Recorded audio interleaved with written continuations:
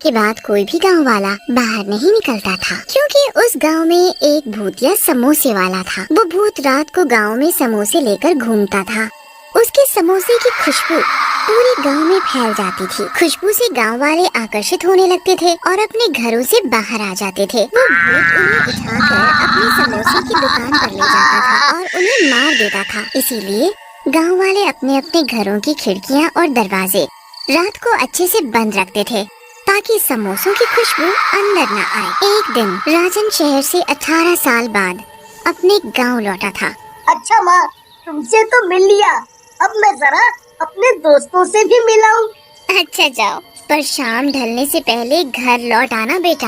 हाँ माँ, ठीक है, मैं जल्दी आ जाऊंगा। राजन अपने दोस्तों से मिलने चला जाता है और मिलते ही राजू, श्याम, क्या तुम दोनों ने मुझे पहचाना? मैं तुम्हारा बचपन का दोस्त राजन, जो शहर पढ़ने चला गया था।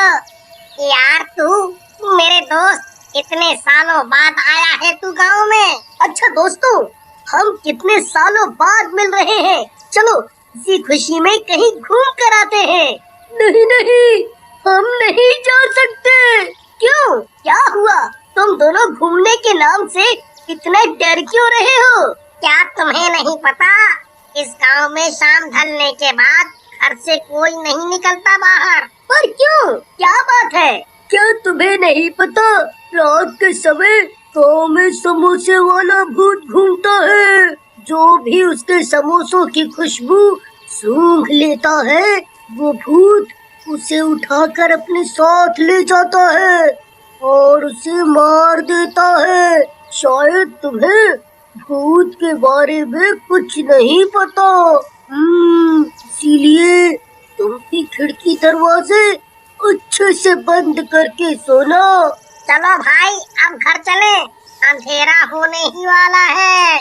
इतना बोलते ही राजू और श्याम वहाँ से चले जाते हैं। ये दोनों भी ना कैसी कैसी बातें करते हैं। कोई भूत भूत नहीं होता, शायद ये दोनों मुझे डराना चाहते हैं। अगर कोई ऐसी बात है तो माँ से जाकर पूछता हूँ। राजन वहाँ से अपने घर जाता है और अपनी माँ को सब बताता है। माँ, आज मैं अपने दोस्तों से मिलने गया था ना, तो वो लोग बड़ी अजीब सी बात कर रहे थे, कोई समोसे वाले भूत की। अगर कोई बात है तो बताओ ना माँ। अब इस बारे में कल बात करेंगे बेटा, अभी रात बहुत हो गई है, अभी तू सो जा। हाँ? फिर राजन अपने कमरे में सोने चला जाता है।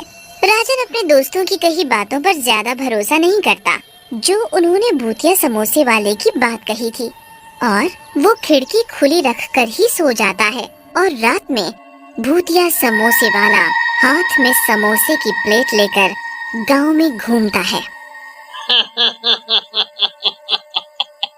ओ गांव वालों, जरा खिड़की खोल कर कोई हमारे भी दर्शन कर लो, हम भी तो तुम्हारे अपने हैं।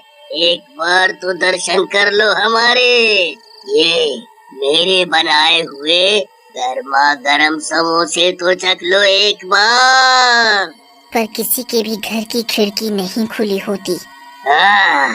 कोई बात नहीं, मैं खुद ही देख लेता हूँ आज कौन मरेगा मेरे हाथों से। ऐसा तो हो ही नहीं सकता कि आज मैं खाली हाथ यहाँ से जाऊँ। तभी भूत की नजर राजन की खिड़की की तरफ पड़ती है। फिर समोसों की खुशबू खिड़की से होते हुए कमरे में राजन तक पहुंच जाती है। समोसों की खुशबू पहुंचते ही राजन आकर्षित हो जाता है। क्या खुशबू है? ये खुशबू तो समोसों की है।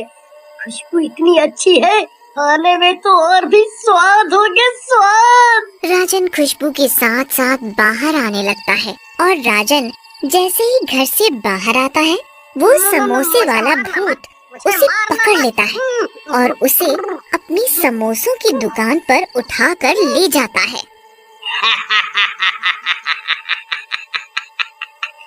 आज का शिकार मिल ही गया। ये सब देखकर राजन डर से थर थर कांपने लगता है और पसीना पसीना हो जाता है। मुझे मुझे मत मारो, मुझे जाने दो। मुझसे बहुत बड़ी गलती हो गई जो मैंने अपने दोस्तों की बात नहीं मानी और खिड़की खोलकर सो गया।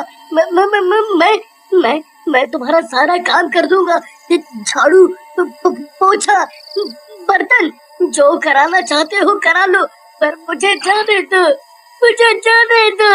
नहीं नहीं, बिल्कुल नहीं, अब कोई फायदा नहीं। जब तक मैं पूरे गांव वालों को अपने हाथों से नहीं मार देता, तब तक मुझे चैन नहीं मिलेगा। राजन भूत के आगे बहुत गिड़गिड़ाता है, पर भूत के आगे उसकी एक नहीं चलती। जैसे ही वो अपने लंबे लंबे नाखून उसके सीने में घोंपने वाला होता है, तभी उस भूत को राजन के गले में पड़ा ताबीज दिख जाता है और भूत ताबीज देखकर चौंक जाता है। ये ताबीज तुम्हारे गले में कैसे आया?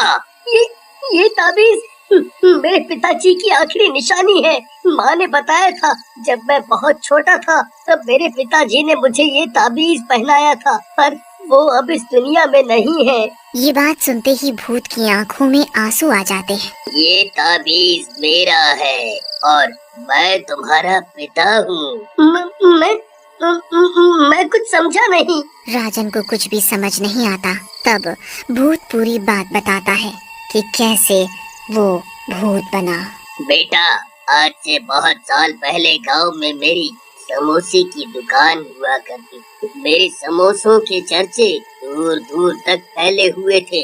एक दिन सरपंच के बेटे ने भी समोसों की दुकान मेरी दुकान के बिल्कुल सामने खोल ली, पर उसके बनाए समोसे स्वादिष्ट नहीं थे और बासी भी बहुत थे। इस वजह से सभी उसके बनाए समोसे नहीं खरीदते थे। मेरे बनाए समोसे ताजा और स्वादिष्ट होते थे और उसकी खुशबू से ही लोग अपने आप मेरी दुकान पर खींचे चले आते थे और कई समोसे खा जाते थे और तो और अपने घर के लिए भी रखवा कर ले जाते थे। इस वजह से सरपंच का लड़का मुझसे बहुत चिढ़ता था।